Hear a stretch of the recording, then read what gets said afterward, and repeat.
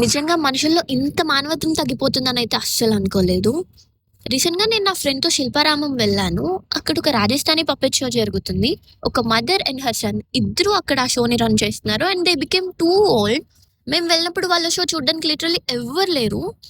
మేమిద్దరం మనీ ఇచ్చి ఆ షో చూడడానికి కూర్చున్నాం. అండ్ అలా మమ్మల్ని చూసి ఇంకొంతమంది కూడా వచ్చారు.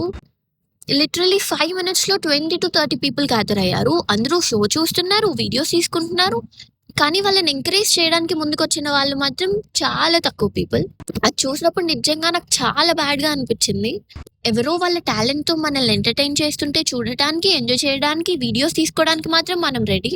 కానీ అదే టాలెంట్‌ని ఎంకరేజ్ చేయడానికి మాత్రం ఎవ్వరూ ముందుకు రారు. అండ్ ఐయామ్ నాట్ సేయింగ్ మనం ఏదో వాళ్ళకి చాలా పెద్ద పెద్ద హెల్ప్స్ చేసేయాలని. కానీ మనం ఒక పెర్ఫార్మన్స్‌ని జెన్యూన్‌గా ఎంజాయ్ చేస్తున్నాం కదా! అలాంటప్పుడు మనకి పాసిబుల్ అయినంత సపోర్ట్ ఇవ్వడం కూడా ఒక way of appreciating their talent. Mainly ఇలాంటి ట్రెడిషనల్ ఆర్ట్స్.